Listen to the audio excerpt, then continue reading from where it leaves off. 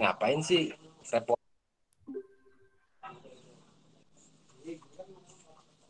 ngapain sih repot-repot bikin bank sampah sementara ini kan cuman tempat buang sampah. Nah, dari situ mulai tuh saya komunikasikan dengan masyarakat, kita sosialisasi. Begini loh, bank sampah itu sebenarnya bukan hanya tempat pembuangan sampah, tapi di situ ada sesuatu seperti mutiara lah. Jadi di situ banyak yang bisa dikembangkan. Jadi dari sampah kita bisa kemana-mana. Nah itu makanya masyarakat sekarang di tempat saya alhamdulillah setelah penimbangan hampir 2 bulan ini udah mulai memahami, oh rupanya bank sampah itu bukan sekedar tempat buang sampah gitu Bu Santi. Jadi Bank Sampah Bang Edwin ini sudah berjalan 2 bulan dan setiap minggunya itu ada penimbangan ya Bang ya.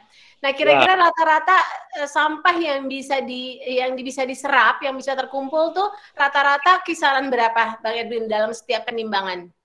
Nah ini kan awal sampai sekarang nih, mungkin awal-awal itu agak kendor ya karena masyarakat juga ngapain gue nimbang harganya cuma murah, tapi dari kemarin awal sampai sekarang alhamdulillah sih ada peningkatan. Awalnya itu di bawah 200 kilo tuh sekali penimbangan opening tuh, hampir 200 dah. Nah sekarang itu hampir ya 300 kilo ada, dua Oh setengah. luar biasa ya. Itu 300 kilo itu untuk 1 minggu ya Bang Edwin ya? Itu untuk 1 minggu Oke. penimbangan. Nah, sebagai penutup nih kira-kira Bang Edwin, apa sih tipsnya untuk orang yang pengen bangun bank sampah? Kira-kira apa tipsnya nih? Bisa kasih beberapa tips untuk teman-teman nih yang udah ikut, kenapa dan gimana tipsnya supaya bisa terus konsisten gitu ya, bisa terus konsisten untuk membangunkan bank sampah. Kira-kira tipsnya apa nih Bang? Sebenarnya tipsnya itu gampang-gampang susah sih, tapi kita menjaga kebersihan lingkungan. Kalau kita udah semangat, kita udah melihat sampah itu gemes gitu. Nah, itu salah satu kunci untuk tetap berjalan. Jadi kita itu harus benar-benar fokus lah menjaga lingkungan. Itu salah satu tips yang paling utama untuk kita mendirikan bank sampah. Itu Oke. bisa. Jadi benar-benar luar biasa ya Bang Edwin ini sudah tercipta perasaan bahwa dia tuh ngelihat sampah tuh udah pusing ya Bang ya. Jadi itu yang mendasari Bang Edwin untuk peduli sama lingkungannya. Selain itu juga dengan kita bisa peduli sama lingkungan, nilai tambah lagi kita bisa menghasilkan cuan ya Bang Edwin ya. Ya pasti. Nah di situ cuan-cuan kita banyak yang surprise gitu. Cuannya itu surprise. Saya sendiri juga baru tahu kalau bahwa sampah itu bukan hanya sekedar sampah gitu. Iya, nanti kita bisa berbagi lagi nih. Nah, untuk teman-teman yang mau bertanya dengan Bang Edwin langsung ya, selaku praktisi bank sampah, silahkan untuk raise hand atau dinyalakan kameranya boleh atau tidak juga, atau mungkin bisa bertanya di kolom chat. Silahkan untuk yang ingin bertanya, saya buka kesempatan sebelum kita masuk ke materi bank sampahnya. Apakah ada yang mau bertanya, teman-teman? Oke, silahkan Mbak Bonita Sari Nurul Alfa. Silahkan langsung bertanya dengan Bang Edwin nih. Iya, Assalamualaikum warahmatullahi wabarakatuh. Selamat pagi. Mohon maaf nih, off kamera. Ya, nggak Karena apa-apa, saya Mbak. menungguin bayi. Oke. Ini mau nanya, tadi kan kendalanya salah satunya adalah perizinan. Nah, itu gimana ya proses perizinan yang harus diurus apa saja dan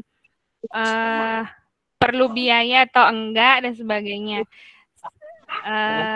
Gitu aja sih. Sebelumnya mungkin profesi saya dosen gitu kan, saya mungkin bisa saya gunakan untuk kalau pengabdian masyarakat, untuk mengajak masyarakat, ayo yuk kita mulai memilah-milah sampah gitu. Cuman saya penasaran di proses perizinannya seperti apa ya, Bang Edwin. Terima kasih.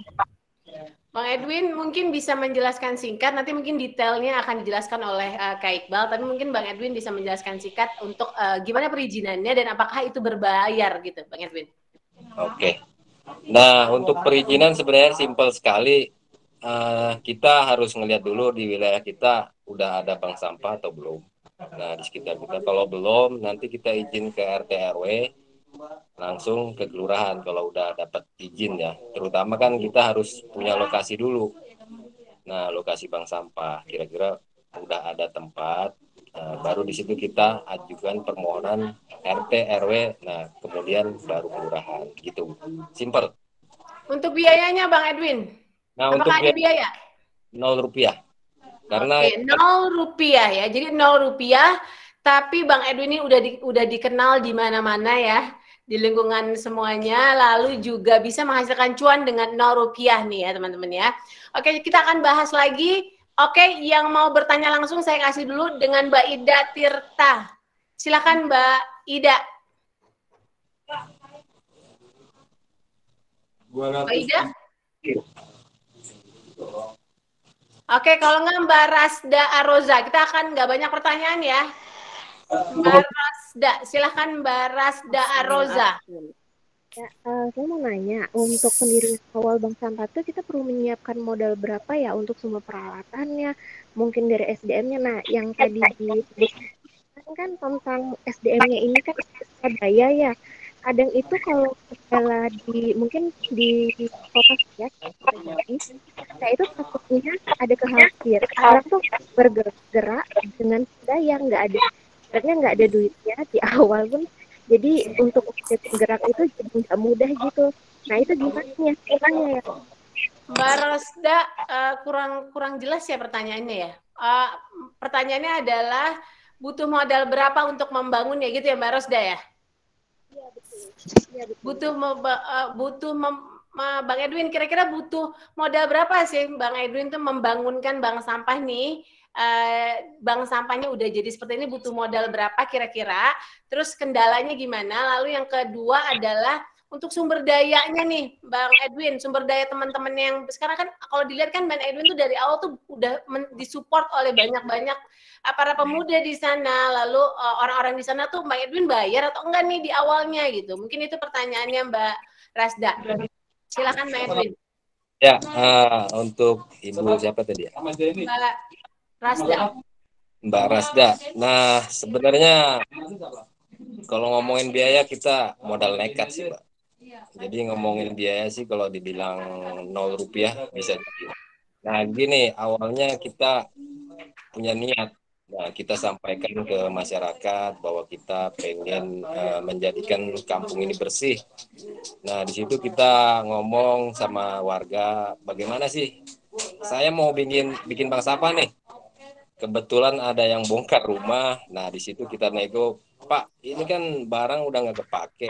Coba bagaimana caranya kasih ke kita nih biar barang Bapak yang udah nggak kepake kita buat bangunan nih. Nah, dari situlah modal utama kita.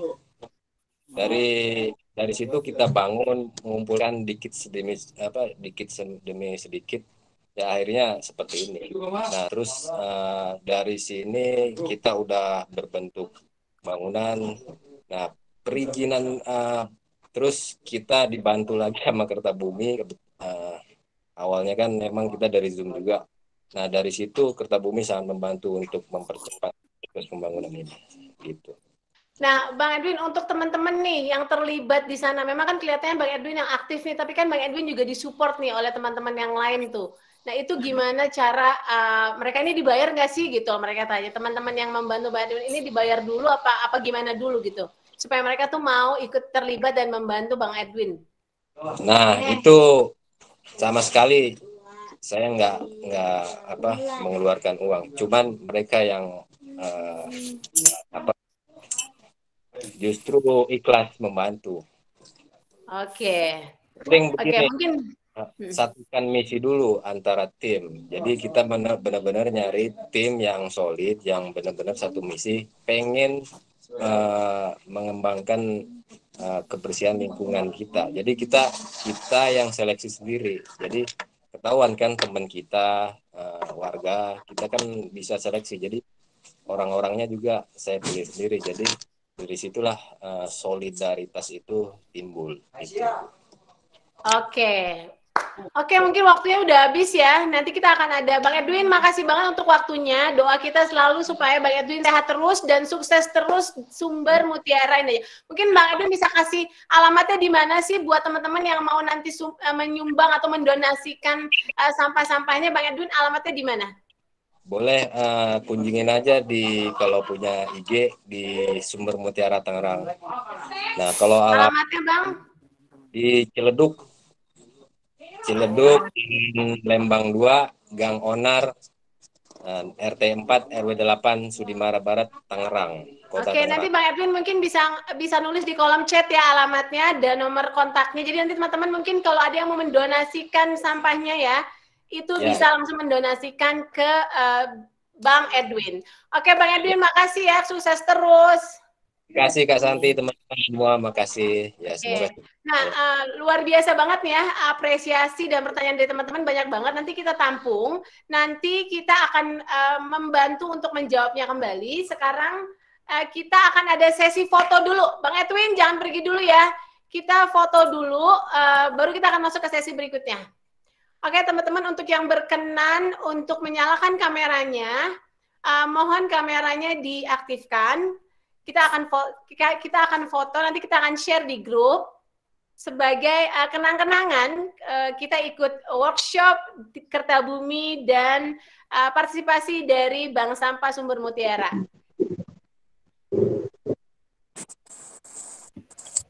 Oke, saya foto dengan 3, 1, 2, 3. Oke, sekali lagi. 1, 2, 3. Oke, satu lagi slide-nya. 1, 2, 3. Cukup? Oke, teman-teman, kita akan masuk ke materi, kita akan masuk ke acara puncaknya. Jadi kita akan ada paparan juga sharing dari Kak Iqbal. Jadi Kak Iqbal merupakan founder dari Kertabumi Recycle Center dan Kak Iqbal ini di bawah Kertabumi membina sekitar 87 bank sampah yang tersebar di Indonesia. Jadi mungkin teman-teman yang tertarik tentang bank sampah atau segala sesuatu yang berhubungan dengan bank sampah, mungkin bisa didengarkan paparannya, nanti di kemudian akan ada sesi tanya jawab. Untuk Kak Iqbal, waktu dan tempatnya saya persilahkan. Oke, terima kasih Kak Sandi, terima kasih Bang Edwin, salam kenal teman-teman semua. Selamat pagi, Assalamualaikum warahmatullahi wabarakatuh. Terima kasih udah bersedia untuk mengikuti workshop kali ini. Mudah-mudahan niat awal teman-teman untuk melakukan perubahan di lingkungan bisa terus berlanjut. Juga sedikit info, Bang Edwin dulu ikut batch pertama di pendirian Bank Sampah dan alhamdulillah sudah berhasil berdiri. Jadi dari batch 1 mungkin dari hampir 100 peserta ada sekitar 20-an yang berhasil mendirikan bank sampah. Karena sebenarnya mendirikan bank sampah cukup tricky, sebenarnya nggak mahal kalau masalah biaya, tapi lebih ke masalah harus koordinasi dengan masyarakat, dengan pemerintah, itu yang cukup sulit. Tapi mudah-mudahan dari sekarang ada sekitar 62 orang, mudah-mudahan ada yang berhasil mendirikan bank sampah, jadi nanti bisa mengikuti untuk pembinaan berikutnya. Makasih Ibu. Amin ya Rabbal Alamin. Saya izin share screen dulu teman-teman.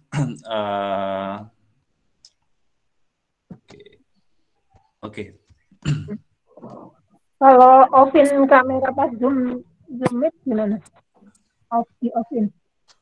Teman-teman, mohon kamera dan mikrofonnya di-off-kan dulu selama paparan dari pemateri. Nanti akan ada sesi tanya jawab, jadi teman-teman nanti bisa langsung bertanya dan menyalakan kamera ya.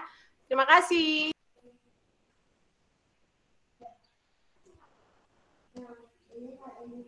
Oke, saya share screen dulu.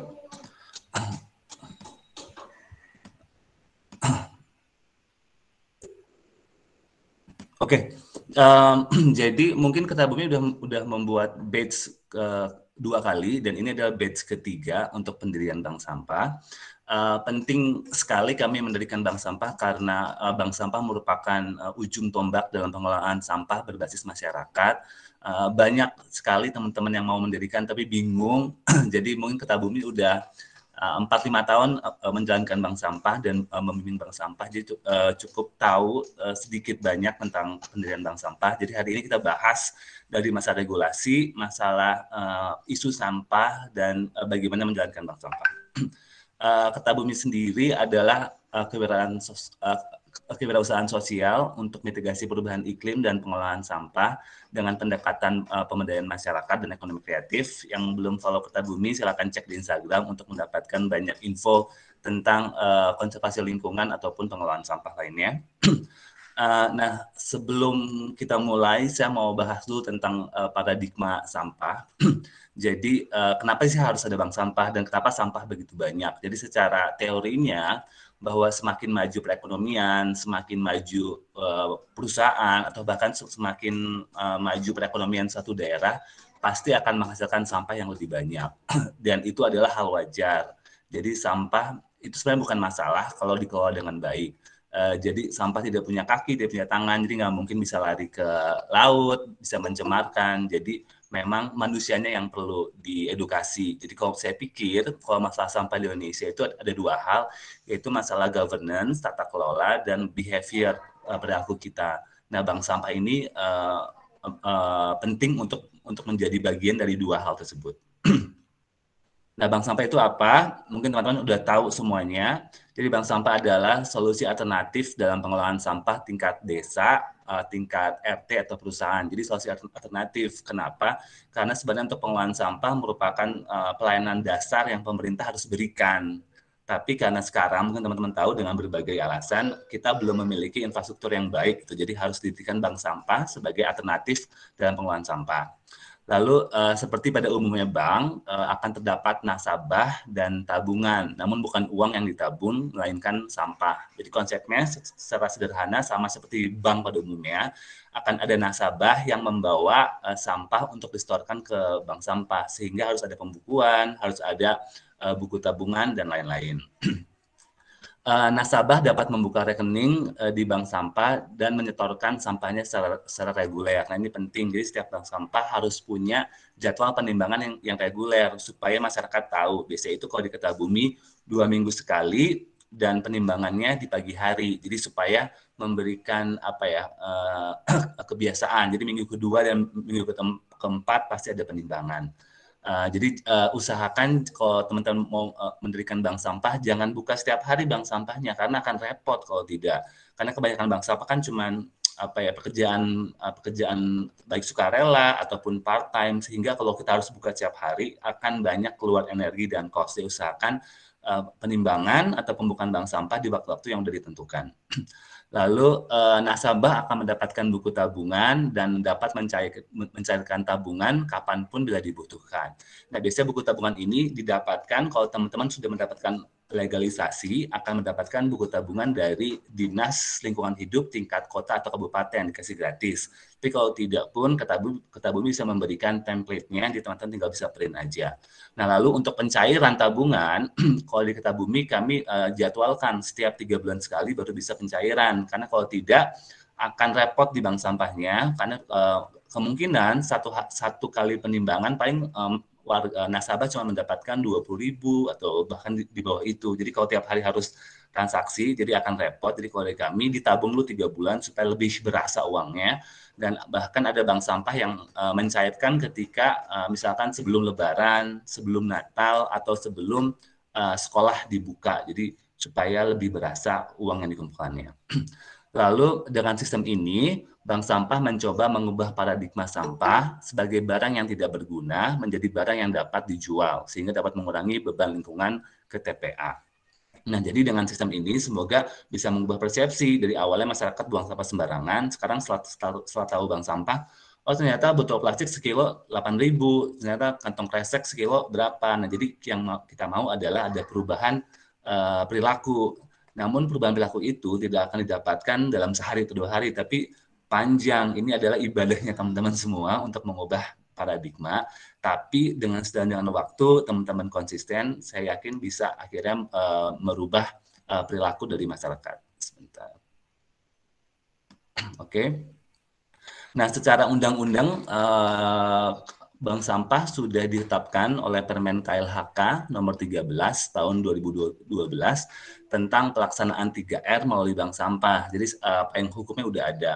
Dan secara undang-undang, bank sampah adalah tempat untuk mengelola sampah dengan prinsip 3R yang dikelola masyarakat, pemerintah daerah, dan dunia usaha. Nah, di sini maksudnya adalah bank sampah ini bisa diinisiasi oleh masyarakat, kita semua, pemerintah daerah, atau perusahaan. Jadi bisa 3 entitas yang mendirikan bank sampah yang memiliki sarana dan prasarana paling sedikit berupa sistem administrasi dan sarana pemilahan. Nah, jadi di sini ada 2 syarat lagi, berupa adanya manajemen dan adanya lahan untuk pemilahan. Nah, fungsi bank sampah ada 3 secara undang-undang. Pertama adalah edukasi pengelolaan sampah, perubahan perilaku masyarakat, dan pelaksanaan sirkular ekonomi. Nah, pertama dari edukasi, jadi harus ada capacity building dari pengurus bank sampah. Nah, ini tim Ketabun bisa bantu. Kami ada modulnya untuk edukasi pengelolaan sampah. Jadi memang ketika mendirikan bank sampah, niat awalnya adalah untuk melakukan pengelolaan sampah. Nah, kedua, harus ada perubahan perilaku. Nah, perubahan perilaku seperti yang saya jelaskan sebelumnya akan didapatkan setelah bank sampah itu berjalan. Dan yang ketiga, pelaksanaan sirkular ekonomi dengan memutar sampah. Nah, di sini adalah fungsi bank sampah sebagai unit bisnis. Jadi bank sampah harus menghasilkan, harus profit gitu. Karena bank sampah yang dijalankan secara sukarela, kemungkinan hanya bertahan 3-4 bulan, setelah itu mati suri. Jadi makanya harus ada sirkular ekonominya, ada perputaran ekonomi, supaya semua pengurusnya ini dapat terkompensasi secara layak gitu. Walaupun belum secara profesional, tapi ada kompensasinya, sehingga keuntungan bank sampah, setidaknya keuntungan bank sampah bisa buat operasional, bisa buat konsumsi, bisa buat pulsa, bisa buat transportasi. Nah, jadi bank sampah memang harus didesain, harus ada unit bisnisnya dan menghasilkan profit, bukannya semata-mata profit, tapi profit ini akan memastikan bank sampah bisa berputar secara baik, semua pengurusnya terkompensasi karena mungkin ada waktu yang mereka berikan, mungkin mereka bisa bekerja di waktu itu, tapi diambil waktunya untuk mengelola bank sampah, jadi harus ada unit bisnisnya.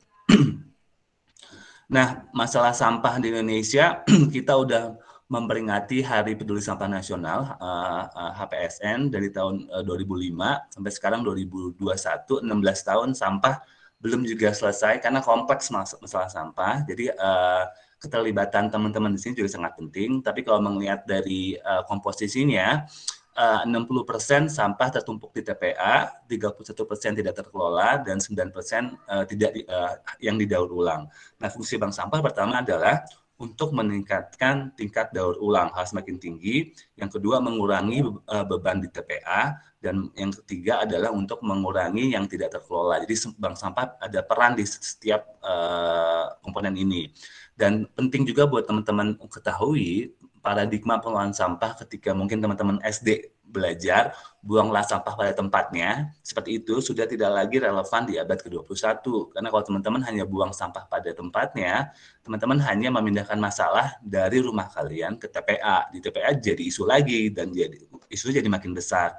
Nah, jadi memang harus ada sekarang paradigmanya adalah pemilahan sampah dari sumbernya. Jadi masyarakat udah memilah sampah dan mengirimkan sampah anorganiknya ke bank sampah. Nah, lalu tentang sampah, sudah banyak payung hukumnya, saya pikir malah terlalu banyak. Tapi payung hukum utama adalah Undang-Undang Nomor 18 Tahun 2008, yaitu tentang pengelolaan sampah. Di sini, di undang-undang ini, mengatur sebenarnya baik pelaku usaha ataupun individual. Sebenarnya sudah diatur harus melakukan pengurangan sampah dan pengelolaan sampah. Lalu undang-undang berikutnya banyak juga, dari undang-undang peraturan pemerintah nomor 81 tahun 2012, juga peraturan dari Kemendagri, peraturan dari PUPR, peraturan dari Pergub juga banyak. Jadi sudah banyak peraturan tentang sampah, dan saya pikir nggak perlu lagi, saking banyaknya di Indonesia ini, semua jenis sampah itu sudah diatur sebenarnya. Bahkan kalau teman-teman mengadakan arisan atau mengadakan acara di rumah, sampah seperti itu kita bilangnya sampah non periodik, itu pun sudah ada undang-undangnya. Jadi dia cukup ribet undang-undangnya. Jadi yang penting saya lebih kepada implementasinya, dan itu fungsi Bank Sampah untuk mengimplementasi semua payung hukum tentang sampah. Nah, untuk Pak Jokowi sendiri, kita sudah punya ultimate goal, udah ada planning Pak Jokowi di tahun 2025, yaitu Indonesia melakukan pengurangan sampah dengan reduce, reuse, dan recycle sebesar 30% pada tahun 2025. Apakah ini akan terjadi? Saya sih mungkin pandemi bisa membantu untuk mengurangi, tapi saya tidak yakin kita bisa achieve di 30% ini. Tapi semoga dengan teman-teman di sini bisa mendirikan bank sampah, bisa membantu untuk mencapai goals-nya dari Pak Jokowi mungkin 3 tahun lagi. Nah, penting perannya bank sampah untuk bisa mencapai 30% ini, karena keputusan Presiden ini juga mengatur bahwa minimal satu desa atau satu kelurahan memiliki satu bank sampah unit. Bank sampah unit adalah bank sampah yang akan kita dirikan. Itu udah ada minimalnya. Serta minimal satu kota atau kabupaten memiliki bank sampah induk. Biasanya bank sampah induk yang membawahi semua bank sampah unit, di mana bank sampah unit menjual semua sampahnya ke bank sampah induk.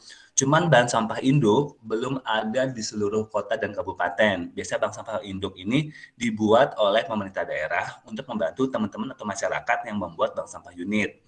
Tapi sampai saat ini belum ada di semua kota, sehingga buat teman-teman nih yang mungkin mendirikan bank sampah di lokasi yang belum ada bank sampah induknya akan lebih sulit dibandingkan yang udah ada.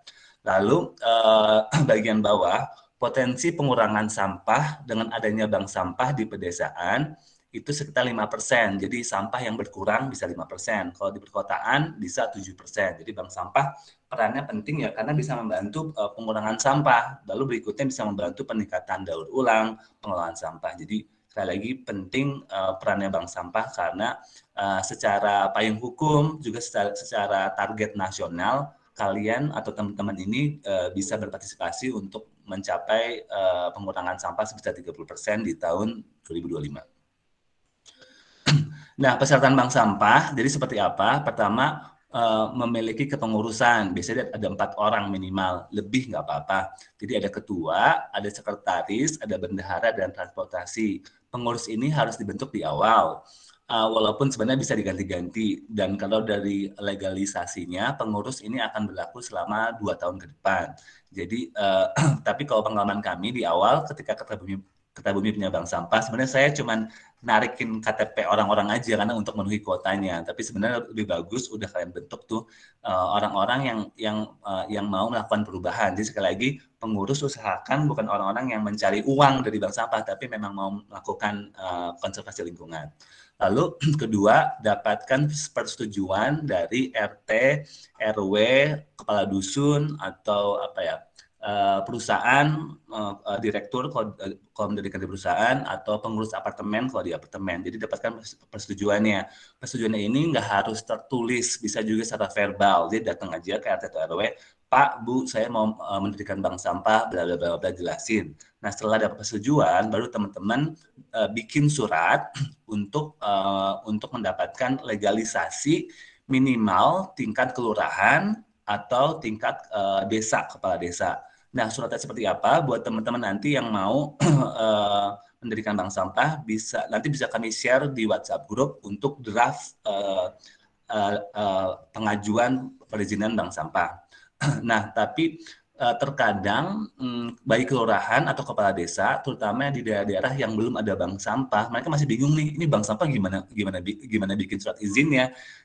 Jadi untuk kelurahan dan desa yang belum pernah ada bank sampah, pasti kepala lurah atau kepala desa bingung. Nah, biasanya kalau mereka bingung, kalian lari ke tingkat yang lebih tinggi lagi, yaitu tingkat dinas lingkungan hidup, tingkat kota dan kabupaten.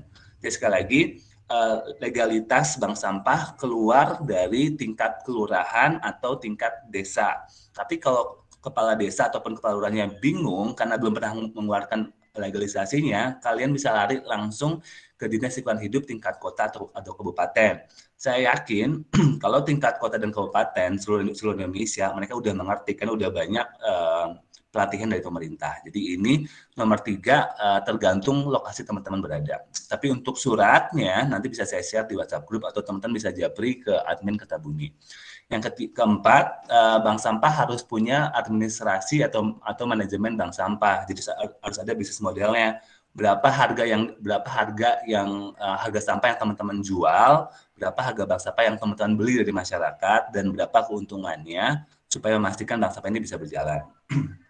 Lalu kelima adalah bank sampah harus punya lokasi, baik itu bangunan atau lahan. Dan menurut saya minimal ada 2 x 2 meter. Silakan mau pakai lahan dari Fasum atau lahan dari fasilitas desa, nggak masalah, nggak harus lahan yang dedikasi untuk bank sampah, tapi bisa bersampingan dengan balai desa, bersampingan dengan gedung dari RW, jadi bisa. Tapi usahakan lokasi sebaiknya tidak digabung dengan rumah pribadi, karena ini banyak yang terjadi kan, bank sampah itu di pekarangan rumah gitu, sehingga kalau ketika ada penimbangan, ada sampah, ada bau, ada serangga, ada itu yang kita mau hindarkan. Jadi harus ada lokasi yang dedikasi. Penting juga lokasi ada yang terdedikasi supaya kalau ada kunjungan, ada orang lain yang mau donasi bisa tahu itu. Jadi ada identitasnya bank sampahnya. Jadi penting, biasanya ini yang terakhir ini lahan yang menjadi kendala utama karena kebanyakan kita semua tidak punya lahan kan. Jadi itu yang jadi masalah. Nah, makanya penting di poin 2 untuk mendapatkan persetujuan, karena biasanya bank sampah itu didirikan di lahan komunal atau fasilitas umum. Jadi minta izin ke Pak RT, ke Pak RW, atau ke kepala kelurahan untuk bangun bank sampah, mungkin di samping lahan RT atau di samping lahan RW atau di perusahaan atau di kampus. Nah, jadi lokasi silakan diskusikan dengan kepala RT, RW, dan lainnya. Nah, lalu bank sampah tidak harus punya bangunan. Kalaupun punya bangunan, pakai aja bangunan yang ada. Kalau tidak ada bangunannya dan teman-teman punya dana, bangun bangunan non-permanen saja. Jadi di gambar sebelah kiri adalah bank sampah yang kami bangun di tingkat sekolah. Jadi kami izinnya ke kepala sekolah minta lahan. Dapat lahan 3x4 dan kami bangun bangunan non-permanen. Jadi pakai kerangka baja aja. Untuk ukuran 3x4 kami bikin seperti ini, mungkin biayanya sekitar 7-8 juta. Sengaja bukan non permanen supaya tidak butuh perizinan IMB dan lain-lain, dan juga dibikin seperti ini supaya lebih memudahkan untuk penyimpanan sampahnya. Tapi di gambar sebelah kanan adalah bank sampah yang dilakukan tanpa ada bangunan, namun mereka ada lahan, yaitu lahan taman komplek yang dapat persetujuan dari RT-nya untuk dipakai sebagian untuk penimbangan sampah. Jadi untuk lahan, baik ada bangunan atau tidak ada bangunan tidak masalah selama lahannya memang didedikasi untuk penimbangan sampah. Dan usahakan di lahan atau bangunan bank sampah tidak ada penumpukan sampah, makanya diatur penimbangan di hari-hari tertentu. Nah, untuk legalitasnya, ini adalah legalitas punya Bank Sampah Kertabumi kalau nggak salah. Ini jadi seperti ini. Jadi legalitas akan keluar untuk periode 3 tahun di sini.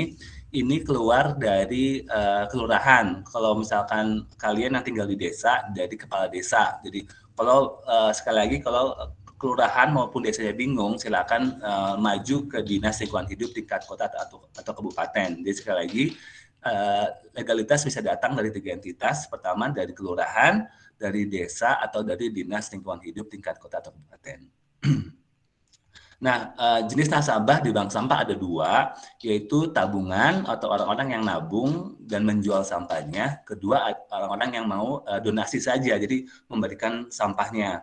Nah, kalau di Kertabumi, kami lebih fokus terhadap mendapatkan donasi supaya keuntungan bank sampah makin banyak. Tapi yang tabungan juga ada, jadi silakan dijalankan dua-duanya. Biasanya kalau bank sampah yang didirikan tingkat desa di kampung, di desa terpencil, tabungan lebih banyak karena masyarakatnya mengharapkan ada keuntungan dan itu nggak masalah. Nah, tapi kalau donasi, biasanya kalau bank sampahnya di Jakarta, di kota-kota besar atau di perusahaan, itu biasanya masyarakatnya tidak mengharapkan uang karena mungkin tidak terlalu besar buat mereka. Jadi mereka lebih ke arah memberikan sampahnya untuk bank sampah. Nah, jadi silakan teman-teman bisa men-setting ada 2 nasabah, baik tabungan dan donasi.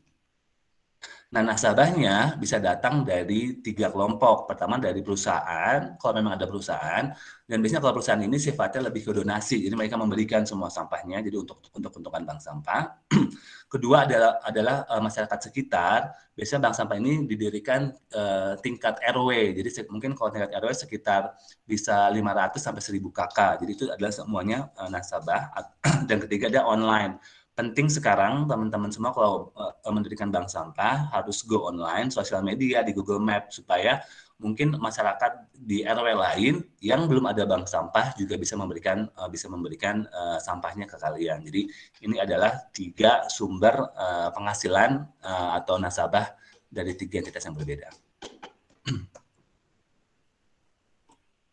Nah, lalu jual sampahnya kemana? Itu karena bisnis model utama dari bank sampah adalah penjual belian sampah.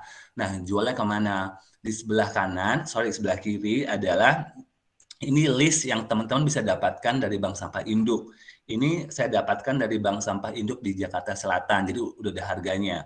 Nah, harga list seperti ini teman-teman bisa dapatkan dari 3 pihak. Kalau lihat kotak sebelah kanan atas, teman-teman bisa dapatkan pertama dari bank sampah induk atau Dinas Lingkungan Hidup, kedua dari perusahaan daur ulang, ketiga dari lapak. Nah, jadi setiap 3 entitas ini punya harga yang berbeda-beda. Jadi harus dibanding-banding, ambil harga yang paling tinggi. Biasa itu entah dari bank sampah induk atau dari lapak yang harganya paling besar. Namun akan berbeda setiap daerah. Kalau misalkan di Kabupaten Bogor, harga bank sampah induk lebih kecil dibandingkan lapak. Jadi saya lebih jual banyak ke lapak. Tapi kalau di Jakarta, harga lapak lebih kecil dibandingkan harga bank sampah induk. Jadi silakan cari yang berbeda, cari yang paling tinggi. Dan teman-teman harus cari ini, karena ini nggak mudah gitu. Ketika kalian mau mendirikan bank sampah, pertama yang kalian lakukan untuk harga, pergi ke Dinas Lingkungan Hidup, tanya, Pak, Bu, saya minta daftar harga sampah dari bank sampah induk. Nah, kalau ada bank sampah induknya dikasih. Kalau nggak ada, oh maaf, di kota ini belum ada bank sampah induk. Kedua kan nanya, kalau gitu minta lapak besar yang membeli sampah. Nanti dikasih tuh. Saya yakin kalau tingkat kota atau kabupaten tidak punya bank sampah induk, mereka punya lapak langganan. Nah, tanya siapa lapak langganannya, kalian kontak dan minta daftar harga seperti ini. Yang kedua, untuk mendapatkan harga, kontak bank sampah terdekat di lokasi kalian. Cek di Google Map, ketik bank sampah, lalu kontak bank sampahnya dan tanya aja, kalian jual sampahnya kemana. Jadi dibanding-banding.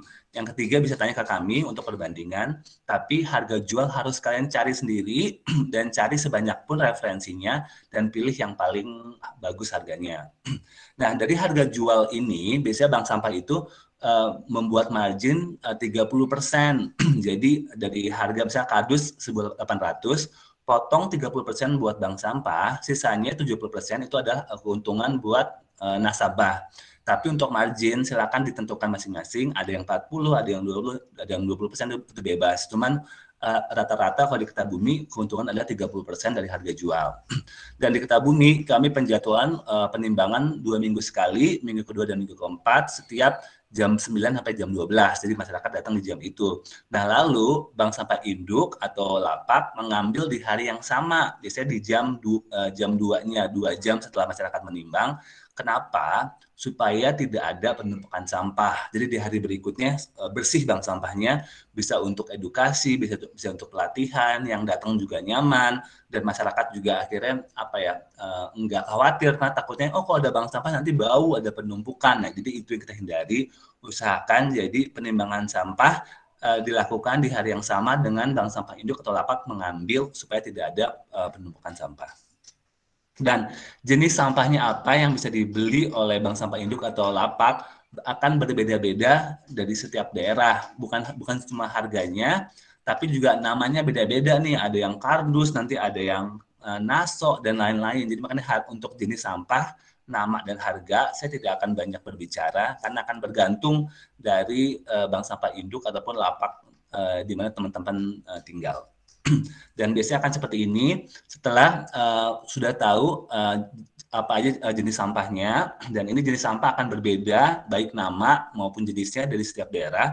Lalu udah dapat harga jualnya, yang paling bagus ke lapak, teman-teman tulis semuanya lapak, dan jangan lupa dibandingkan, jadi ada referensi harga lapak berapa, bank sampah induk berapa, dan bank sampah lain berapa. Nah, harga jual ke nasabah adalah 70%-nya, ini adalah harga yang kita berikan ke nasabah yang menabung. Lalu keuntungan bank sampah 30% berupa ini. Jadi ini adalah kurang lebih model bisnis sederhana dari bank sampah. Bank sampah mendapatkan 30% dari jual beli sampah. Tapi untuk nasabah yang sifatnya donasi, bank sampah mendapatkan seluruh keuntungannya berupa harga jual ini semuanya. Oke, berikutnya cara kerja seperti apa?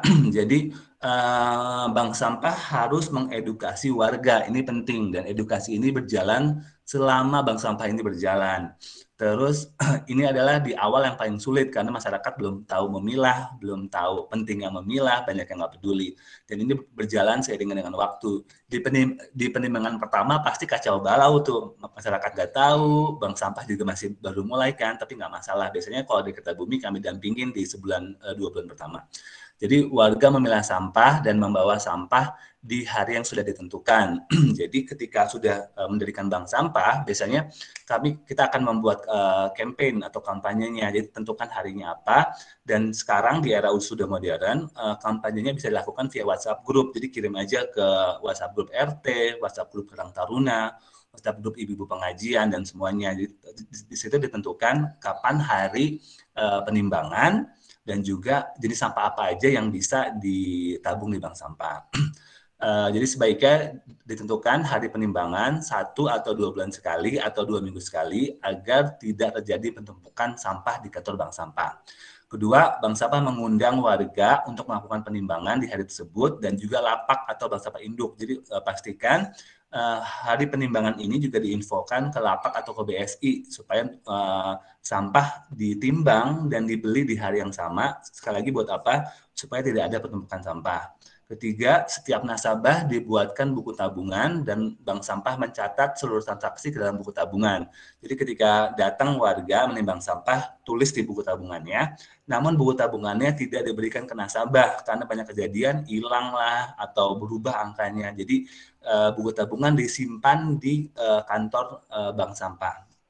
Nah, jadi nasabah cukup diberikan kertas selembar berupa kertas pensetoran sampah. Semua buku tabungan ada di bank sampah, lalu ketika mau pencarian, bank sampah melakukan rekapitulasi. Nah, kampanyenya seperti ini, kalau yang kami buatkan, dari teman-teman yang sudah dapat legalitasnya bisa kontak kami supaya kami buatkan poster seperti ini, kampanye via WhatsApp group. Sekarang juga ketika pandemi kan nggak mungkin ngumpulin warga, jadi kita sebar aja via WhatsApp group, atau juga bisa teman-teman print, tempel di lokasi-lokasi yang bisa dilihat.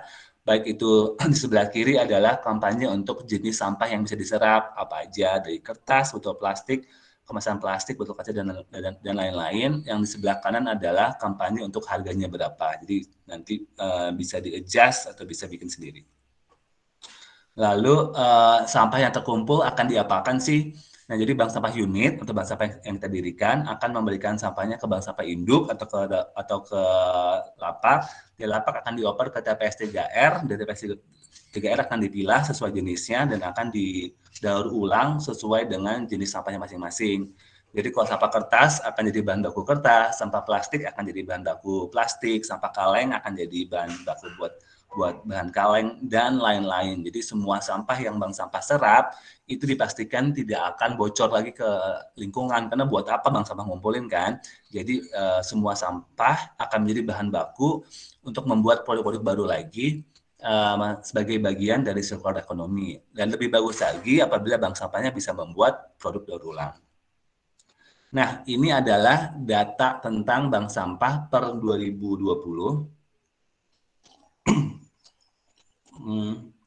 Mungkin angkanya naik turun, ada bank sampah baru maupun ada bank sampah yang mati selama pandemi. Cuman lihat di kiri atas, jumlah bank sampah di seluruh Indonesia ada 11.330. Jadi saya sangat yakin di setiap kota atau kabupaten di seluruh Indonesia sudah ada bank sampah. Jadi maka teman-teman ketika mendirikan, cari referensi bank sampah yang sama di tingkat kota atau kabupaten. Jumlah nasabahnya ada 419.000 nasabah. Walaupun selama pandemi ini pasti berkurang. Sampah yang terkelola setiap bulannya ada 431 juta sampah. Jadi banyak sekali sampah yang terkelola dan bank sampah penting perannya untuk meningkatkan ini. Omset bulanan bank sampah ini dari 11.000 ini adalah 4 miliar rupiah, atau per tahunnya ini omsetnya 54 miliar rupiah. Jadi rata-rata itu bank sampah menghasilkan keuntungan sebesar 2-3 juta per tahunnya, per bulannya ada keuntungan 2-3 juta. Keuntungan itu pertama adalah untuk biaya operasional kan, untuk bensin mungkin, untuk pusat konsumsi, dan sisanya adalah dibagikan ke pengurus bank sampah supaya mereka termotivasi terus melakukan penimbangan dan edukasi sampah. Dan di bawahnya ini, di sampingnya ini adalah tingkat bank sampah di setiap kota. Paling banyak itu di Jawa Timur. Saya masih bingung kenapa paling banyak di Jawa Timur ya, ada 2.900. Kedua di Jakarta ada 1.900 dan lain-lainnya. Tapi saya yakin sudah ada bank sampah di setiap provinsi maupun di setiap kota dan kabupaten. Dan di bawah ini adalah jenis sampah yang paling banyak dikumpulkan oleh bank sampah. Umumnya yang warna biru, yaitu sampah kertas. Paling banyak adalah kardus, itu paling banyak, kan harga paling bagus. Kedua, yang warna merah ini kardus, warna biru adalah kertas. Jadi bank sampah paling banyak mendapatkan keuntungan dari jual beli sampah kertas maupun kardus. Terutama kalau misalkan bank sampah punya rekanan perusahaan, pasti banyak sampah kertasnya. Lalu sampah lainnya berupa duplek, botol juga banyak, sampah kaca, sampah besi, dan lain-lain. Mungkin sekarang, ini yang belum masuk adalah minyak jelantah pun bisa diserap. Harga beli kita bisa sampai 7.500 per liternya, dan cukup bagus prospeknya. Jadi minyak jelantah pun bisa bank sampah serap untuk program circular economy. Dan lalu berikutnya, dari jumlah nasabah ini, dari 419.000, setiap bank sampah itu rata-rata punya nasabah sebesar 74 orang. Dan menurut saya kecil kalau bank sampah Kertabumi atau rekanan Kertabumi itu biasa minimal 150 bank sampah. 150 nasabah per bank sampah. Tapi kalau secara nasional rata-ratanya cuma 74 orang. Jadi biasanya dalam satu RT atau KK itu hanya maksimal 30% orang akan jadi nasabah, dan itu nggak masalah karena secara data ada riset dari BPS tentang tingkat kepedulian masyarakat Indonesia terhadap lingkungan, itu hanya 30% masyarakat Indonesia yang peduli soal lingkungan, sisanya yang 70% tidak peduli. Jadi nggak masalah, bank sampah tidak harus edukasi setiap kali terus berantem lah karena warga nggak mau milah sampah. Jadi tidak perlu itu, kita fokus aja kepada orang yang mau, dan umumnya itulah minoritas. Kita semua yang peduli soal sampah itu kita minoritas, jadi fokus aja terhadap mereka yang mau melakukan perubahan. Dan biasanya itu paling banyak perempuan. Ini juga saya bingung kenapa perempuan paling banyak, tapi biasanya perempuan itu karena lebih sensitif soal alam dan lingkungan. Tapi silakan nanti bisa mengacu dari ini. Poin intinya adalah bank sampah tidak boleh sedih karena kok cuma sedikit nasabahnya gitu. Karena ingat rata-rata cuma 74 nasabah per bank sampah, dan maksimal 30% dari total jumlah penduduk, jumlah KK di RW.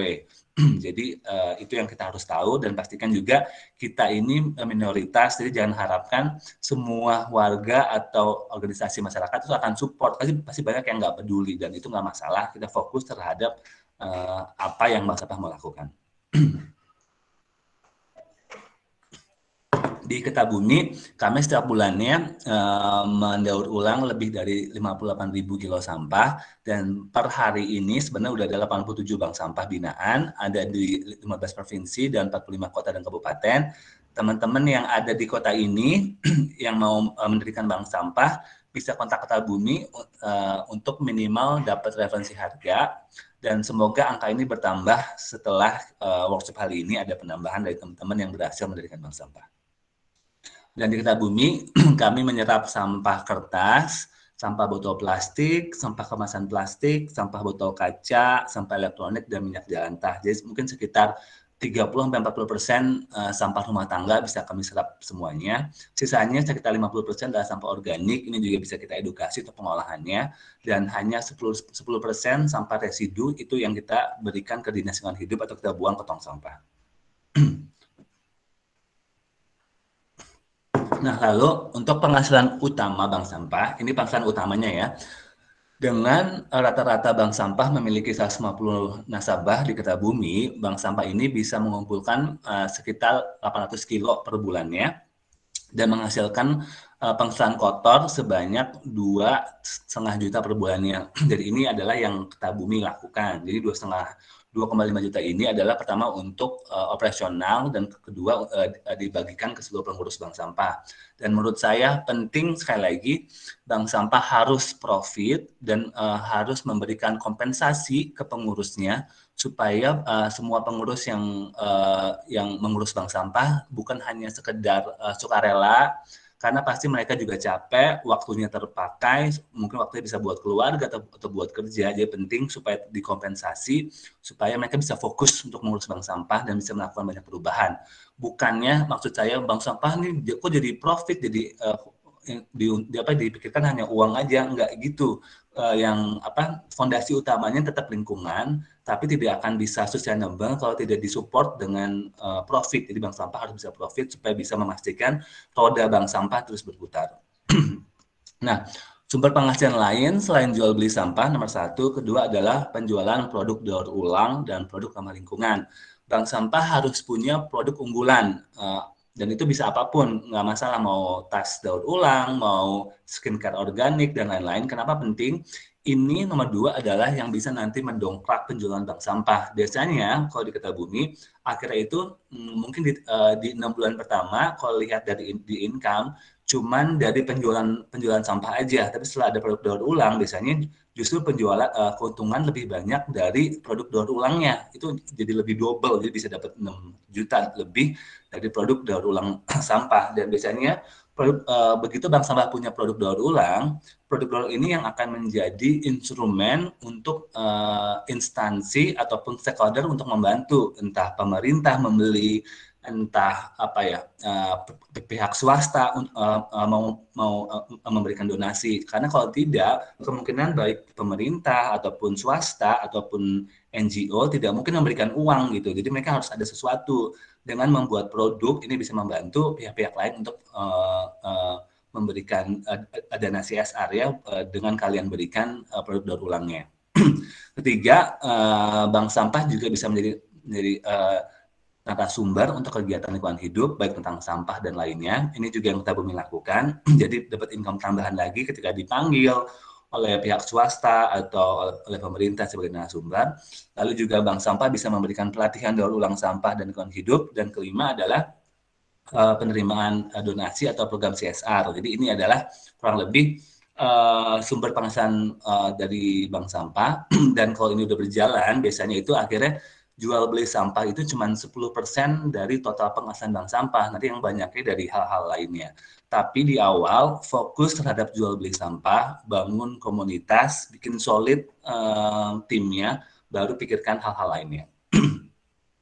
Nah, untuk teman-teman nanti yang udah berhasil mendirikan bank sampah dan mendapatkan legalitas bank sampah, nanti bisa ikut lagi untuk workshop lanjutan bank sampah, baik workshop daur ulang sampah, pembuatan produk organik, maupun penjualan produk online. Jadi ini akan kita lakukan setelah mungkin 3 bulan setelah ini, setelah ada teman-teman yang berhasil mendirikan bank sampah. Nah, di Kertabumi, Nah, di Kertabumi kami juga fokus mendaur ulang sampah dengan 2 metode, metode padat karya atau skala rumah tangga, ataupun metode padat modal skala industri kecil. Jadi ini adalah yang bisa teman-teman buat dari tas sampah plastik, sabun jelantah, bikin bangku, bikin meja. Teman-teman bisa cek di Instagram kami, jadi cukup banyak yang kami lakukan. Dengan membuat produk unggulan, itu bisa membantu pihak-pihak ketiga untuk membantu, untuk membeli, dan juga untuk masyarakat umum untuk bisa membeli produk-produk kalian. Dan oke, ada video yang mau saya setel. Ini adalah satu video pengolahan sampah tingkat skala rumah tangga, sampah plastik. Silahkan dicek.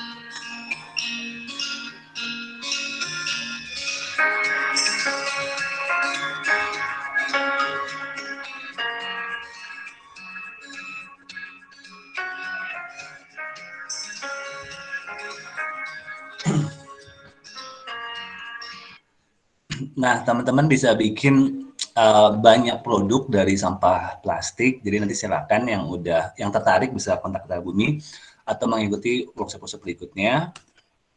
Dan sekarang ini adalah pengolahan sampah plastik dengan metode padat modal. Silakan dicek.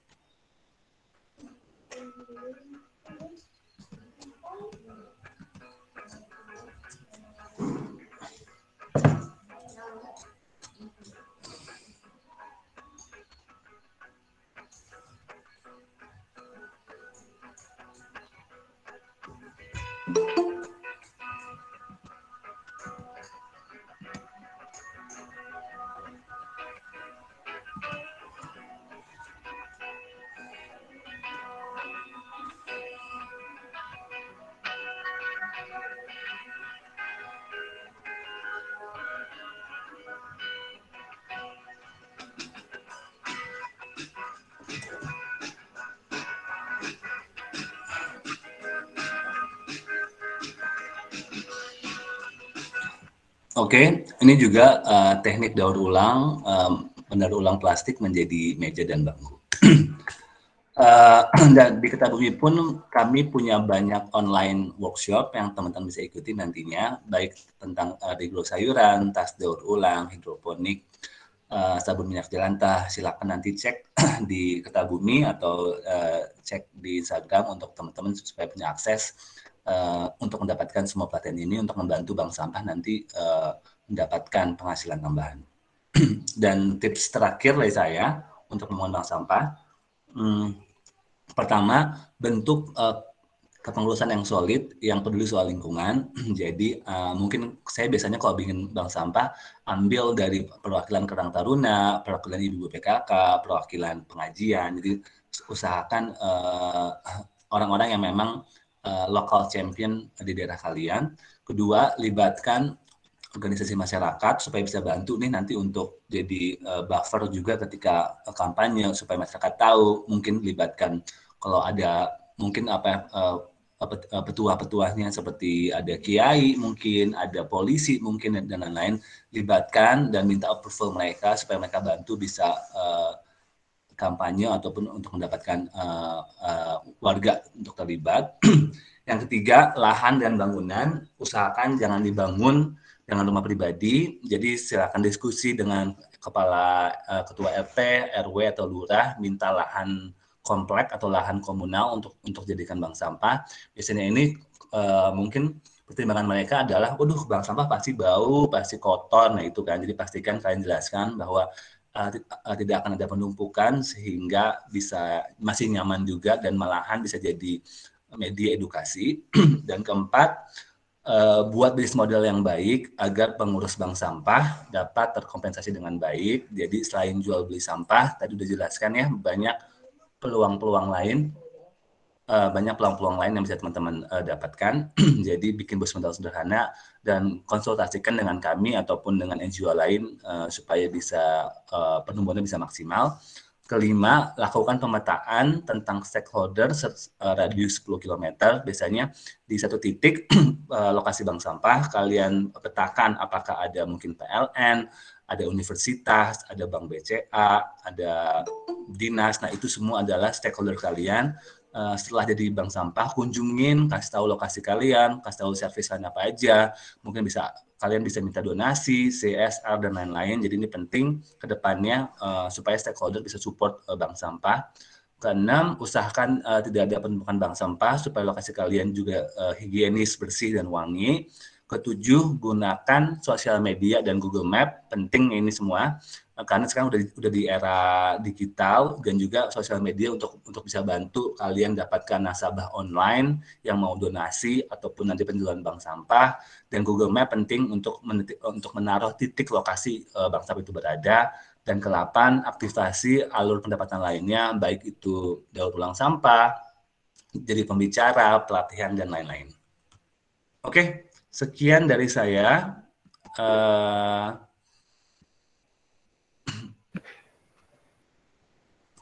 Kalau ada yang mau bertanya, mungkin Kak Santi bisa bantu. Oke, terima kasih Kak Iqbal untuk paparannya. Jadi teman-teman tadi udah lihat ya paparannya dan gimana cara membangun dan gimana tipsnya supaya bank sampah ini bisa tetap survive. Ya karena banyak banget bank sampah yang aktif gitu ya, ribuan aktif, tapi juga banyak yang tiba-tiba mati suri gitu aja karena nggak punya strategi gimana sih dan gimana nggak punya gimana cara mereka untuk bisa survive gitu ya. Nah, kita akan buka sesi tanya jawab. Saya akan dahulukan untuk orang yang mau bertanya langsung, oke? Yang mau bertanya Mbak Ida Tirtasari Nasution. Oke, kalau enggak Mbak Adrameda Kartika, silahkan Mbak. Ya, halo, selamat pagi Mbak Santi dengan Kak Iqbal. Pagi. Di sini ingin bertanya dengan Kak Iqbal ya, ada 4 poin Kak. Yang pertama nih Mas, untuk surat legalitas itu nanti bisa saya akses di mana? Jadi untuk kemarin sudah ada legalitas verbal dari pengurus RT, tapi kan tadi ada legalitas yang tertulis ya sebaiknya ya. Terus kemudian yang kedua, gimana ya tips dan trik untuk pendekatan dengan para local champion, dengan orang-orang terkait di masyarakat, tokoh-tokoh masyarakat untuk penggerakan massa ke bank sampah kita nantinya, dan untuk legalitas juga persetujuan dari masyarakat. Dan yang ketiga, tadi itu kan dibahas untuk lahan itu lahan komunal ya. Nah, kalau misalkan ini kasusnya lahannya bukan lahan komunal, tapi lahannya lahan milik pribadi gitu. Jadi misalkan ada warga yang udah nggak apa-apa nih pakai lahan saya gitu kan, itu lahan pribadi sesuai dengan kriteria yang tadi Mas Iqbal sudah paparkan, bukan tidak berdekatan dengan rumah, kemudian cukuplah intinya seperti itu. Nah, itu bagaimana, apakah itu bisa dijadikan untuk lokasi bank sampah? Kemudian yang keempat, nantinya pada saat bank sampah sudah beroperasi, ini akan ada pergesekan nggak atau clash gitu dengan petugas kebersihan ataupun dengan orang-orang yang ada di bisnis serupa seperti abang rongsok gitu kan, jual beli barang bekas seperti itu.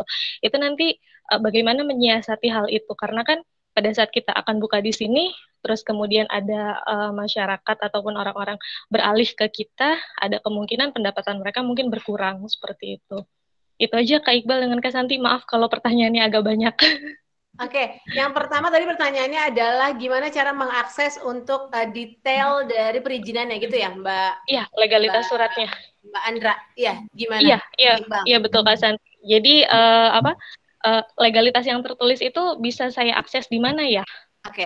Oke, jadi nanti sebenarnya seperti di batch sebelumnya, nanti draftnya akan admin kirimkan ke WhatsApp grup. Ada 2 surat. Pertama, kan kalian udah ngomong verbal nih, RT, RW, ataupun kepala dusun. Tapi nanti kita juga ada surat nih ya, supaya buktikan bahwa siapa ini mau mendirikan bank sampah. Nah, yang perlu ditulis di surat itu adalah teman-teman udah mengetahui siapa pengurusnya dan perkiraan lokasinya tuh. Jadi kirim ke RT, RW, dan itu cuma sebagai dokumentasi aja, jadi tidak perlu mendapatkan jawaban persetujuan. Nah, setelah itu baru bikin lagi surat untuk tingkat kelurahan atau tingkat kepala desa yang mencantumkan bahwa udah mendapatkan persetujuan dari RT RW, dan juga ditulis lokasi di mana dan siapa pengurusnya. Nah, kelurahan atau kepala desa ini bergantung masing-masing. Tapi kalau yang udah ada bank sampah, biasanya cuma seminggu 2 minggu udah keluar tuh suratnya. Tapi kalau yang sulit adalah yang belum pernah mengeluarkan tuh. Biasanya mereka malah gini. Biasanya mereka malah gini Mbak, mereka malah tanya lagi, suratnya seperti apa nih izinnya? Mereka malah nggak tahu kan. Nah jadi kalau seperti itu silakan langsung naik lagi ke Dinas Lingkungan Hidup aja. Mereka yang punya template-nya. Jadi biasanya itu setelah kita kirim surat baik ke kelurahan, kepala desa atau dinas yang asumsinya udah mengetahui, mereka cuma butuh seminggu 2 minggu untuk prosesnya. Nah, kedua, tadi tentang gimana mengajak masyarakat ya. Local champion itu apa, Kak Iqbal? Mungkin ada yang juga nggak familiar dengan kata-kata local champion. Local champion itu adalah para orang-orang yang paling berpengaruh di desa kita kan. Tokoh masyarakat. Ya, tokoh masyarakat itu kan bisa kiai, atau kalau di desa itu banyak kan mungkin dukun, atau ada dokter, ada guru, nah itu mereka local champion yang punya pengaruh. Nah jadi mereka harus kita libatkan. Bukannya mendapatkan, mereka nggak harus terlibat langsung karena pada umumnya mereka pasti punya kesibukan, tapi mereka harus tahu nih kita mau ada inisiasi ini. Dan mungkin juga banyak yang nggak setuju, tapi gini, pada dasarnya kan isu lingkungan ini mungkin semua orang udah pada tahu ya, semua agama juga mengajarkan nggak boleh buang sampah. Jadi sebenarnya kita di jalan yang benar. Cuman memang ada yang concern pertama terhadap mungkin bank sampah ini bisa bikin bau dan lain-lain gitu kan. Kedua, yang pengalaman kami, banyak local champion ini yang sudah mungkin nyaman dengan kondisi yang ada sekarang. Takutnya nanti mereka mau jadi repot. Nah, jadi kamu harus jelaskan bahwa nanti mereka tuh apa fungsinya, apakah cuma dapat endorsement aja, apakah mau minta lahan dan lain-lain. Jadi saya pikir untuk local champion cukup kalian informasikan saja tujuan kalian mau mendirikan bank sampah. Dan biasanya ini kan kamu atau teman-teman di sini nih yang mau mendirikan bank sampah kan juga kalian tuh sebenarnya saya pikir local champion juga kan, aktivis lingkungan, dan kan juga akan mengajak orang lain. Jadi nggak harus mendapatkan persetujuan 100% dari semua local champion, tapi infokan aja bahwa akan ada entitas ini. Nah, ketiga, masalah lahan, silakan boleh bangun di lahan pribadi, tapi kalau saya pikir ada hitam di atas putihnya supaya jelas, karena biasanya nanti bank sampahnya bisa rame, datang media, datang wali kota, datang apa namanya, cuma nggak mau terjadi hal-hal aja kan, tiba-tiba mungkin cemburu dan lain-lain. Jadi dijelaskan apa fungsinya, mungkin kontrak berapa lama, apakah ini hibah, apakah wakaf, dan lain-lain. Terus yang keempat, penting juga teman-teman ketika mendirikan bank sampah, kita tidak menginjak kaki siapapun, entah pemulung, entah mungkin udah ada operator, dan lain-lain. Jadi libatkan mereka semuanya aja. Biasa itu malah kami ajak mereka jadi pengurus gitu. Karena biasanya, terutama pemulung, itu harga beli sampah mereka itu di bawah harga jualnya bank sampah, karena mereka kan bisa jualnya ke lapak lagi, banyak siklusnya gitu. Jadi bisa ajak aja, Pak, jual aja ke kami sampahnya, kami bisa kasih harga yang lebih baik. Jadi dirangkul mereka. Walaupun pada umumnya biasanya kalau pemulung ini mereka udah terjebak di siklus persampahan. Jadi mereka tinggal di pelapak besar, terus minjem uang, sehingga mereka terkunci hanya harus bisa jual di situ aja gitu kan. Banyak kasus seperti itu. Tapi yang Mbak dan teman-teman pastikan, tingkat daur ulang itu cuma 9% di Indonesia. Jadi sebenarnya teman-teman masuk pun sebenarnya masih banyak sampah yang belum terkelola gitu. Jadi sebenarnya nggak masalah gitu kan. Tapi kalau bisa prinsipnya ajak kolaborasi. Kalau tidak ya tidak apa-apa. Kasih tahu aja bahwa kalian juga akan membantu untuk mengurus sampah, karena pada dasarnya tingkat daur ulang masih rendah. Oke. Gimana Mbak Andra, masih ada yang mau ditanggapi atau cukup jelas semuanya? Jelas Kak Santi. Oh, satu pertanyaan lagi boleh? Ya, silakan. Gini, mungkin nggak sih misalkan kita udah punya satu bank sampah gitu ya, terus kemudian bank sampah yang kita kelola ini bisa punya cabang gitu, seperti ya kan kalau di bank konvensional gitu atau bank swasta kan kalau kita lihat misalkan ada satu bank gitu kan, bank swasta dia punya cabang di beberapa tempat gitu. Mungkin nggak sih ke depannya kalau kita punya bank sampah model yang seperti itu? Oke. Bagaimana Kak Iqbal? Iya, sangat mungkin Mbak. Namun di awal kami sih rekomendasinya jalin dulu 1-2 tahun, udah bagus sistemnya, sehingga udah profit, udah jalan gitu ya. Baru silakan bikin cabang 1, 2, 3. Itu pun yang Kertabumi lakukan, terutama di lokasi-lokasi yang belum ada bank sampahnya kan, pasti butuh bantuan, kalian bina. Jadi maunya di sini juga nanti setelah teman-teman ikut di workshop kami, teman-teman pun kami harapkan bisa juga nih bikin workshop sendiri kan, dia bisa bina, jadi supaya makin banyak. Karena teman-teman gini ya, kalau ngomongin soal sampah kan bukan cuma isu Kertabumi aja atau isu isu pemerintah, isu kita semua kan, sehingga solusinya ya harus sama-sama. Jadi dengan teman-teman bikin workshop yang serupa, bikin bank sampah tambahan, itu akan membantu untuk menjadi solusi lebih besar. Oke, terima kasih Mbak Andra. Kita kasih kesempatan yang lain untuk bertanya. Silakan Mbak Wiwi Setiawati. Mbak Wiwi silakan.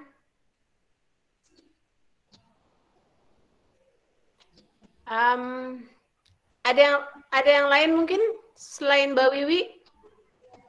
Oh, nanti ada yang banyak bertanya di kolom chat. Saya pastikan bahwa nanti materi PDF-nya akan kami share di WhatsApp group. Lalu juga nanti akan ada rekamannya juga akan kami share di WhatsApp grupnya juga. Mungkin saya akan baca beberapa pertanyaan yang ada di kolom chat. Yang pertama adalah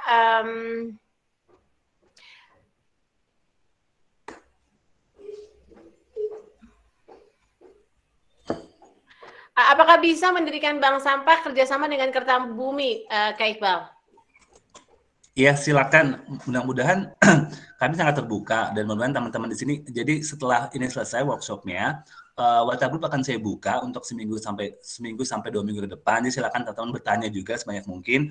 Kalian tidak harus kerjasama dengan Kertabumi, nggak wajib. Tapi yang mau boleh. Tapi silakan juga kontak dengan NGO lain. Dan saya pikir penting juga teman-teman banding-bandingkan kan.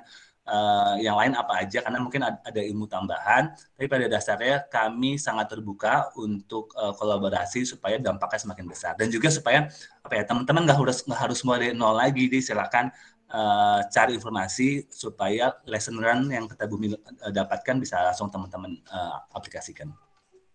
Oke, lalu juga ini ada dari Mbak Ray Kenny ya, kalau ada yang berlokasinya di dekat Jakarta Timur, katanya siapa yang mau berkolaborasi untuk kerjasama bikin bank sampah. Ya bisa banget ya teman-teman yang di sini yang lokasinya dekat, bisa mungkin bersama-sama untuk membangun bank sampah, itu bisa banget. Oke, Mbak Wiwi Setiawati ingin bertanya? Ya, makasih banyak. Silakan Mbak Wiwi.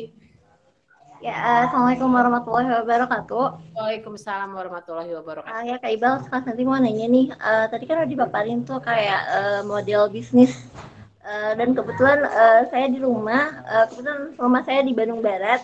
Mungkin nanti Kak Iqbal bisa nyaranin untuk saya, misalnya kan tadi di slide itu udah ada Kertabumi di Bandung, atau misalnya binaan Kak Iqbal itu ada di Bandung. Nanti mungkin minta bantuannya. Terus saya pribadi di sini udah mau sama teman-teman, alhamdulillah ada komunitas juga yang mau untuk lingkungan ya Kak. Kita dedikasi untuk lingkungan, dan kebetulan program di kita itu edukasi ke masyarakat dulu. Salah satunya adalah untuk memilah-milah sampah, baru nanti hasilnya itu ke kita, dari organiknya misalnya ke kita. Cuma memang untuk bank sampah sendiri, saya masih kebingungan sama manajemennya Kak. Kayak tadi kan ada model bisnis, kemudian nanti kita kira-kira untuk bank sampah sendiri harus buat proposal nggak sih Kak? Misalnya, nah untuk proposal sendiri itu harus seperti apa? Terus nanti mungkin mohon bimbingannya juga, dan kayak manajemen dari bank sampahnya sendiri harus seperti apa gitu, agar kira-kira bisa continue ke depan, dan bisa untuk baik untuk kitanya juga dan untuk masyarakat juga, Kak. Terima kasih. Ya, silakan Kak Iqbal. Ya, makasih Mbak Wiwi. Buat teman-teman lain juga, nanti mungkin setelah ini silakan teman-teman japri ke admin secara masing-masing ya, karena kan udah masalah kasusnya udah per daerah nih Mbak Wiwi, di Bandung dan yang lain di mana. Jadi silakan nanti kontak lokasi di mana supaya kami kasih referensinya. Pertama dari harga, kedua referensi bank sampah binaan kami. Ajak ngobrol awal mula dan bagaimana urus legalitasnya. Yang kedua adalah ya saya pikir awalnya teman-teman bisa banyak ya, entah udah bikin komunitas seperti Mbak Wiwi atau mungkin ngumpulin dulu. Jadi memang enaknya itu teman-teman udah ada komunitasnya, jadi bisa itu sebagai penggeraknya. Nah, untuk proposal nanti teman-teman silakan cek di WhatsApp grup ya. Admin udah mengirimkan banyak dokumen, terutama untuk surat-surat. Proposal ini lebih kepada kita untuk mendapatkan bantuan atau dana CSR nih. Namun tidak akan berjalan kalau belum ada legalitasnya. Jadi pertama prinsipnya teman-teman dirikan bank sampah sesuai persyaratan yang ada di tadi di slide-nya ya. Udah didirikan, jalanin dulu 6 bulan. Nah setelah itu baru nanti kita cari proposal bantuan dana untuk mungkin mesinnya, untuk mungkin bangunannya dan lain-lain. Dari bank sampah tadi Bang Edwin, bank sampah Sumber Mutiara pun kami yang carikan bantuan untuk CSR ya, untuk bantu mesin dan lain-lain. Di teman-teman pun nanti yang berpotensi bisa kolaborasi. Cuma pada dasarnya proposal ini kan untuk meminta bantuan dan tidak akan terjadi bantuannya kalau belum ada entitasnya, jadi dibangun dulu. Nanti untuk proposalnya, Petabumi pun bisa berikan template-nya supaya untuk bantu teman-teman memudahkan membuatnya ya. Oke, ada lagi Mbak Wiwi yang mau ditanyakan? Ya, berarti bisa ya Kak, misalnya tuh untuk misalnya kita, misalnya kalau misalnya udah selesai bisa mendirikan bank sampah, bisa misalnya minta pembinaan dari Petabumi. Mbak Wiwi, maaf ya kurang jelas ya. Suaranya hilang. Mungkin Mbak Wiwi bisa lanjutkan dari kolom chat ya. Kita sambung dengan Mbak Nurul. Asih. Mbak Nurul Akriliati, silahkan Mbak Nurul. Assalamualaikum. Waalaikumsalam. Ini mau tanya nih, sorry. Saya mungkin agak kedengeran ribut karena lagi di kebun. Jadi gini, saya itu kan pendatang nih di daerah Pasir Luhur Ciwidey. Halo? Iya, silahkan Mbak. Nah, di sini tuh ternyata sebenarnya sudah pernah didirikan tempat pengolahan sampah. Jadi bangunannya sudah ada, bak-baknya sudah ada segala macam, tapi tidak ada yang bergerak untuk mengerjakannya lah gitu istilahnya. Mesinnya ada 3 dan itu terbengkalai sekitar berapa tahun ya, 2 atau 3 tahun. Saya di sini aja setahun ya, itu sama sekali tidak bergerak. Sementara mereka membuang sampahnya itu ke irigasi. Jadi di irigasi itu penuh sekali sama sampah. Nah, yang sementara kalau saya lihat mungkin memang tidak ada yang bisa mengerjakan si mesin-mesin pencacahnya. Saya juga kurang tahu itu mesin pencacahnya apakah cuma pencacah untuk organik atau pencacah untuk plastiknya. Nah, pertanyaan saya apakah ada orang yang bisa memberikan pelatihan untuk untuk mengetahui untuk mengelola si mesin-mesin ini gitu untuk di sini. Jadi saya nanti bisa ngobrol dengan ketua RT atau ketua RW-nya untuk mencoba menjalankan kembali si tempat pengolahan sampah tersebut. Oke, Mbak Nurul, silakan Kak Iqbal. Makasih Mbak Nurul. Yang pertama banyak bantuan seperti itu ya, sebenarnya bantuan dari pemerintah ataupun dari swasta memberikan bank sampah itu sebuah mesin cacah.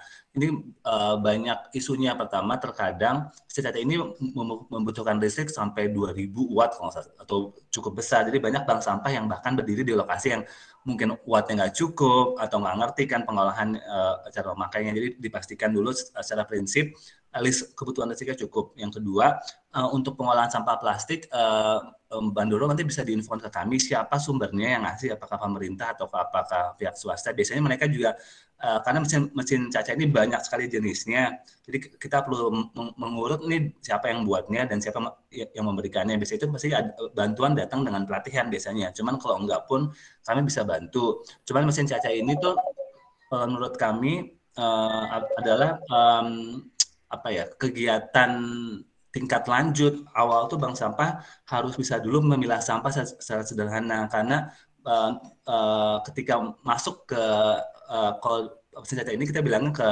daur ulang padat karya, ini pertama butuh skill lebih tinggi, butuh komitmen waktu lebih banyak, dan lebih ada pengolahannya juga. Jadi harus dipilah sesuai jenisnya, dicacah dan dicuci. Jadi banyak alur kegiatannya. Nah, jadi harus bikin dulu tim solidnya. Setelah itu baru kita bisa maju sama-sama ke RT ataupun ke RW.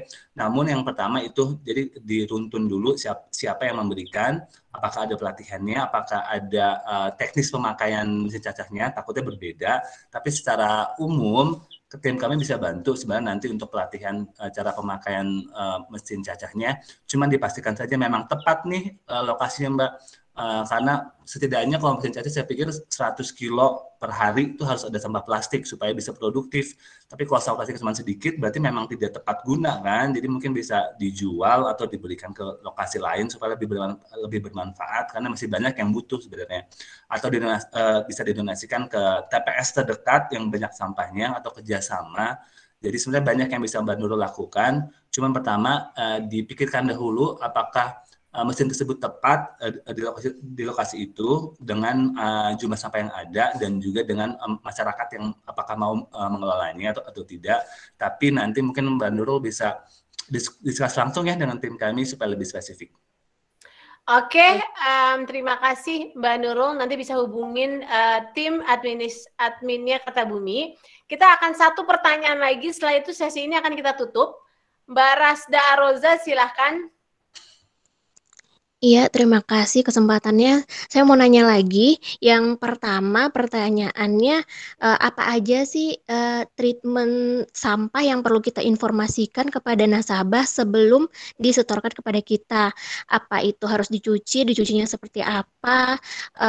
Menggunakan sabun seperti apa, terus juga kayak botol plastik itu kan ada tutupnya dan tutupnya bahannya kan berbeda ya dengan botolnya. Nah itu apa dari nasabahnya yang bukain tutup botolnya dan dipilah dari rumah dan kita udah terima itu sudah terpilah gitu. Nah itu yang pertama. Yang kedua, setelah sampahnya disetorkan itu treatment dari kitanya seperti apa? Apa kita perlu pemilahan lebih lanjut lagi gitu? Kemudian yang ketiga pertanyaannya, peralatan yang paling esensial kita perlu siapkan untuk di awal tuh apa aja? Apa cukup cuma dengan timbangan aja? Dan kalau timbangan seperti apa yang perlu kita persiapkan gitu? Iya, makasih Mbak Rasda. Pertama, sampahnya seperti apa? Treatment dari nasabah ya. Cukup di sampah yang bersih dan kering. Jadi sebenarnya tidak perlu dicuci karena pasti warga pun malas nyuci, terus ada biaya dan lain-lain ya. Jadi bersih dan kering ini maksudnya adalah kalau sampah botol susu ataupun ciki-cikian sudah tidak ada lagi sisa-sisanya. Bersih dan kering ini maksudnya adalah pertama supaya tidak menimbulkan bau, kedua tidak ada serangga yang makan sisa makanannya. Jadi cukup bersih dan kering. Biasanya kalau kita bisa rekomendasi cukup dicuci di air mengalir saja, tidak perlu sabun sebenarnya. Cuci di air mengalir dan kering baru kirim ke bank sampah. Karena kalau teman-teman bikin treatment yang ribet gitu ya, dicuci pakai sabun bersih kering, itu orang jadi malas karena kan pertamanya kita ngomongin soal sampah, jadi pasti dan mereka udah ada kebiasaan mendingan dibuang aja di sungai lebih simpel daripada ini malah disuruh cuci pakai sabun gitu kan. Jadi cukup simpel, bersih dan kering, mungkin dengan air dan tidak ada remah-remahnya. Nah, treatment setelah itu kan numpuk di bank sampah kan. Nah, bank sampah mau seperti apa? Kalau nasabah yang sifatnya donasi, pasti mereka tidak akan milah tuh. Kalau botol plastik, botolnya masih atau botol masih nempel, masih ada labelnya, akan seperti itu untuk nasabah donasi. Nanti tergantung bank sampah mau dipilah lagi apa enggak. Kalau dipilah lagi, pastinya akan semakin keuntungannya karena kalau sampah plastik yang tidak dipilah itu biasanya bank sampah induk atau lapak itu kategorinya sebagai boncos atau sebagai emberan, jadi dipukul rata harganya sekitar 4.000. Tapi kalau dipilah sampah botol plastik itu HDPE, bisa sampah tutup botol, badannya PET, bisa sampah botol bening itu harganya sampai 7.000 8.000. Jadi kalau dipilah pasti harganya lebih tinggi. Kalau tidak dipilah harga lebih rendah. Nah, ini tergantung bank sampahnya, apakah punya lokasi untuk memilahnya, apakah punya waktu untuk memilahnya, dan juga punya tenaga kerja. Biasanya bank sampah yang baru tuh langsung aja tuh semuanya dulu sampai sistemnya udah mulai berjalan. Jadi tergantung. Tapi dipilahnya seperti apa? Mbak Rasda atau teman-teman lain harus koordinasi dengan lapak dan bank sampah induk masing-masing karena sedikit berbeda. Walaupun pada umumnya prinsip dasarnya adalah pilah sesuai jenisnya, sesuai jenis plastik. Jadi kalau kayak botol plastik itu ada 3 jenis plastik kan, ada labelnya PVC nomor 5, badannya PET nomor 1 dan tutupnya HDPE nomor 2. Itu ada 3 jenis plastik. Idealnya dipisah 3-3-nya supaya harganya maksimum. Tapi kalau tidak dipilah, masuknya emberan, jadi harga lebih rendah. Dan juga sama, ini untuk nasabah juga. Ada nasabah yang nggak peduli, aduh yang penting bisa donasi, bisa kontribusi sama lingkungan, 4.000 nggak apa-apa. Tapi ada nasabah yang, oh ini lumayan uangnya nih mau dipilah. Nah, jadi itu sambil berjalan. Biasanya yang kami lakukan, edukasi seperti itu kalau hanya via WhatsApp group atau poster tidak akan efektif. Jadi edukasi seperti itu pemilahan dilakukan ketika penimbangan. Jadi ketika datang warganya dan mereka belum milah, Bu, mendingan dipilah supaya lebih tinggi harganya. Jadi kalau tutup botol, harganya segini. Badan botol. Terus kalau kertas HVS, kardus kan harga beda. Itu edukasi berjalan ketika penimbangan. Karena kalau tidak, kalau misalkan teman-teman mulai edukasi itu di WhatsApp group, akhirnya malah bikin ribet, malah bikin bingung. Jadi cukup sederhana dulu aja sambil berjalan. Dan itu terus berjalan juga. Nanti tergantung dari tiap individualnya apakah mau dipilah supaya lebih untung, apa nggak mau supaya lebih simpel. Jadi Mbak Rasda itu tergantung nanti ya teknis seperti apa. Dan peralatan minimal untuk bank sampah, pertama ada lahan ya, ada lahan. Kedua ada buku tabungan dan buku administrasi. Tadi buat buku tabungannya sudah saya kirim di WhatsApp group, atau teman-teman juga bisa minta ke dinas. Lalu nanti ada buku administrasi atau buku utamanya, dan ada alat timbang. Alat timbangnya banyak, teman-teman bisa cari di marketplace, Tokopedia atau lainnya. Cuman yang bagus mungkin yang sekitar harga, mungkin lebih tahu Kak Santi yang berapa kemarin beli ya? 300.000 deh. 300 ribuan yang digital, dari 300 sampai 800.000 Kak Iqbal. Ya, alat timbang digital yang gantung gitu ya. Ataupun teman-teman sebenarnya kalau baik hubungan dengan dinas, suka dikasih itu di awal. Jadi kalau teman-teman udah kenal dinas, biasanya ketika dapat legalitasnya, dikasih pelang bank sampah, dikasih buku tabungan, dan dikasih timbangan. Tapi mungkin akan berbeda dari setiap dinas, tapi itu yang minimal kalian punya. Ada buku tabungan, ada pelang bank sampah, dan juga ada timbangan. Oke, Kak Iqbal, terima kasih buat penjelasannya. Ini merupakan satu penutup ya.